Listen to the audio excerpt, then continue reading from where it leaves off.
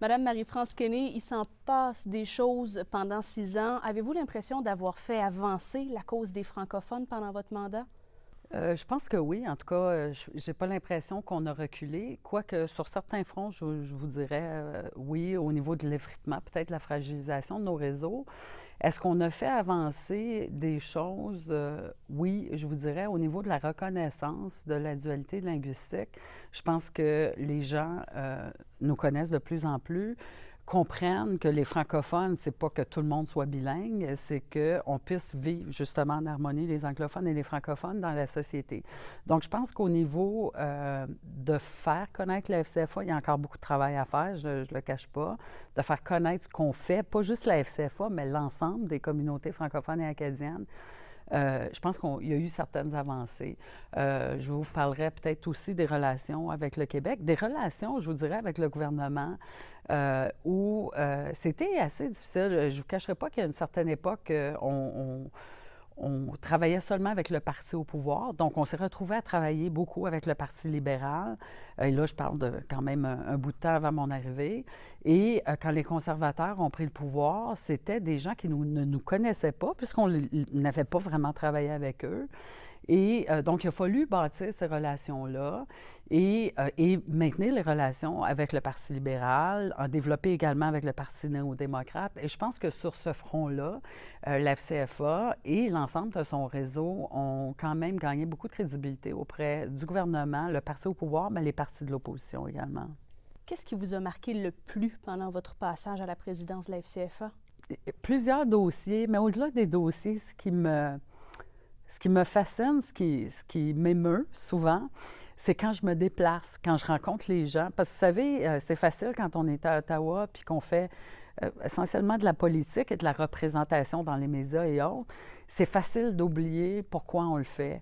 Je vous dirais, c'est parfois décourageant, c'est parfois, mais quand on retourne sur le terrain, quand on voit tout ce qui se fait, quand on entend nos jeunes parler français, pas seulement parler français, mais s'affirmer comme francophones et parler de politique, avoir des discussions fascinantes, ça nous rappelle pourquoi on fait ça.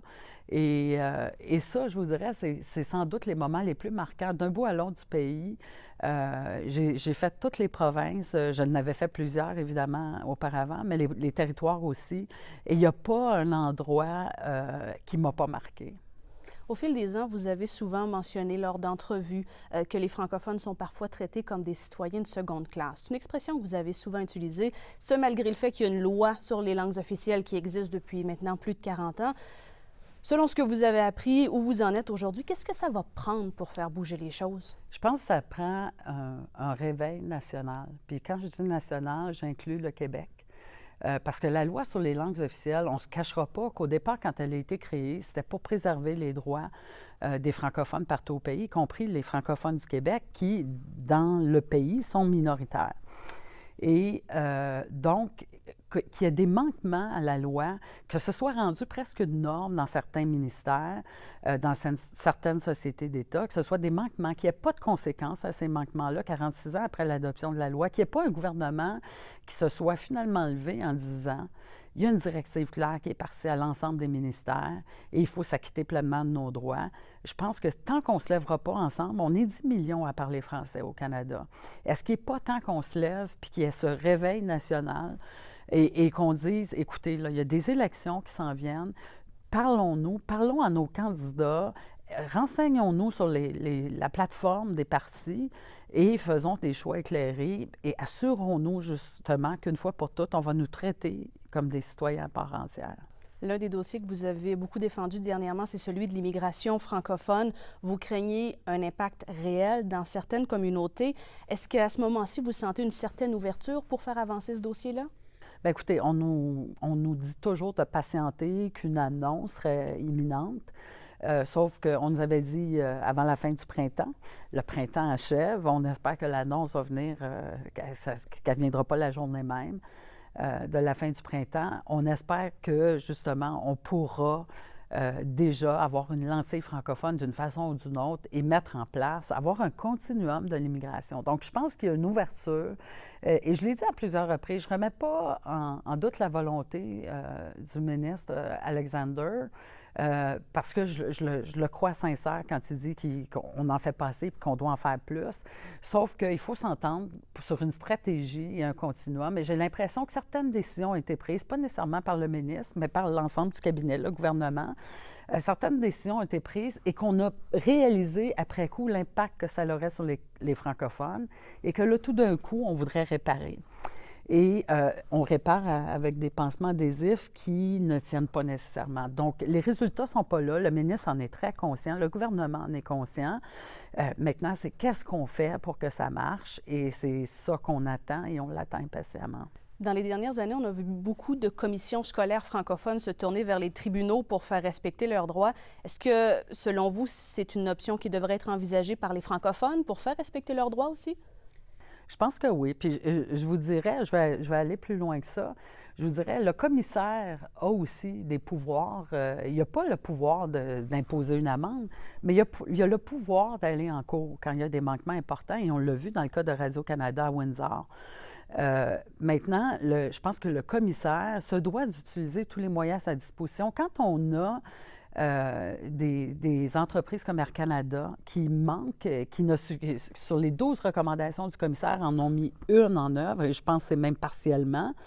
Le commissaire a le pouvoir de dire à Radio-Canada, il faut que ça cesse et on va aller en cours. À Air Canada, il faut que ça cesse et on va aller en cours. Donc, je pense que le commissaire doit se prévaloir de tous les outils, les moyens qu'il a pour faire respecter la loi. L'heure est donc au bilan. Avez-vous un regret lié à vos 3 mandats à la présidence? Des regrets, non. J'ai dit à quelqu'un dernièrement, si c'était à refaire, je le ferais sans hésiter. Est-ce qu'il y a des choses qu'on aurait peut-être pu faire différemment? C'est sûr, avec le recul, qu'on se dit possiblement qu'il y a des dossiers qu'on aurait peut-être menés différemment. Comme quoi, par exemple? Bien, au niveau des relations politiques, je pense qu'on aurait dû déjà travailler avec tous les partis. On le fait maintenant, on le fait bien, mais je pense que par le passé, on aurait dû. Mais au cours de mon mandat, différentes choses. Tout le dossier du recensement, c'est sûr qu'on aurait voulu le mener plus loin, ce dossier-là, mais c'était une question de moyens, entre autres. Donc, il y a certaines choses que je changerais peut-être. Je vous dirais qu'un des dossiers qui est le plus difficile, puis c'est pas typique à la FCFA, je vous dirais c'est typique à l'ensemble de notre réseau, c'est tout le dossier de la mobilisation et de l'ascenseur qui revient. Donc, la FCFA va communiquer à ses membres communiquent à ses membres, mais l'ascenseur qui revient, qui remonte jusqu'en haut, on a plus de difficultés. Et nos membres nous le disent eux-mêmes. Si on prend l'exemple de la CF ici, quand elle envoie des demandes d'information, bien, tout le monde est super occupé, puis on répond à ce qui est prioritaire et parfois on laisse tomber des choses. Donc, on ne reçoit pas toute l'information à la CF et par conséquent, l'information, et nous, on vit le même problème. Donc, et je n'ai pas de solution pour ça. Autre qu'il faudrait qu'on augmente nos ressources, justement, pour s'assurer qu'on est en mesure de répondre. Donc, il y a certaines petites choses, je pense qu'on pourrait faire mieux encore, mais c'est à force d'y mettre l'énergie et le temps. Et malheureusement, je le dis, les ressources manquent. Les ressources manquent. Ça, c'est un côté de la médaille. De l'autre côté, est-ce qu'il y a un accomplissement dont vous êtes particulièrement fier? Je vous dirais tout. En fait, ce qu'a fait la FCFA, puis je ne vais pas en prendre le crédit. Avec moi, un bureau de direction extraordinaire, un conseil d'administration intelligent, stratégique, réfléchi, et une équipe. Un secrétariat tellement petit, on parle d'à peine 8 employés, sauf dans le dossier de l'immigration, mais tellement stratégique et intelligent. Donc, oui, j'ai dit des belles choses pendant mon mandat. Il faut penser là, que ces belles choses-là, elles ont été réfléchies par une équipe. Et c'est pas seulement moi qui avait tout d'un coup la meilleure idée. Donc, c'était vraiment un travail d'équipe à tous les niveaux, que ce soit avec le bureau de direction, le conseil d'administration. Et je me rappelle à mes tout débuts à la FCFA, quand j'étais présidente de la CF, il n'y avait pas autant de solidarité. On s'arrachait encore, certains, on tirait chacun de son côté.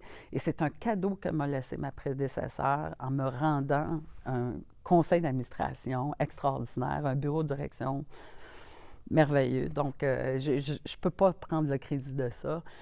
Mais on est tissés serrés, on travaille fort ensemble, mais on s'amuse fort ensemble aussi. Vous avez parlé de votre prédécesseur. Bon, maintenant, la FCFA aura une nouvelle présidence qui sera nommée sous peu. Avez-vous des conseils pour la personne qui vous succédera?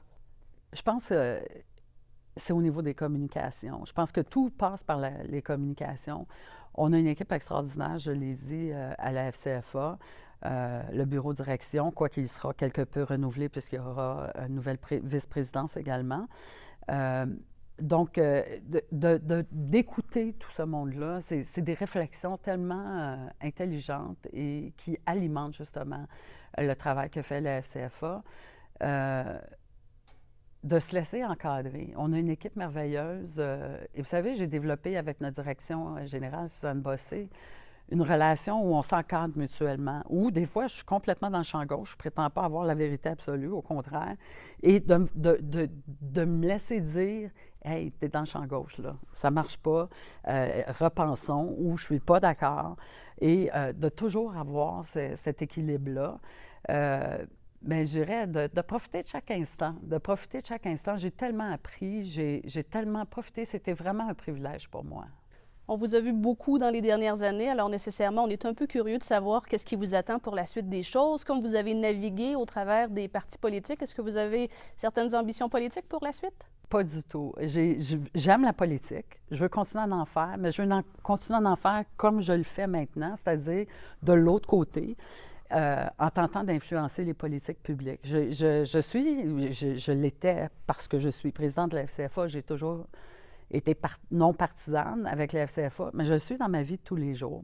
Je suis le genre d'électeur qui va regarder les candidats de son comté, qui va regarder les plateformes des partis, qui va faire un choix selon les informations que j'aurais recueillies. Donc, je ne suis pas attachée à un parti. Ça ne m'intéresse pas. Je vous dis, très honnêtement, je ne pourrais pas suivre une ligne de parti qui est contre mes valeurs fondamentales. Non seulement je ne la suivrais pas, je la dénoncerais sans doute et je me ferais tasser facilement. Donc, je ne pense pas que j'aurais un pouvoir d'influence de ce côté-là de la clôture. Alors, quels sont vos plans sinon?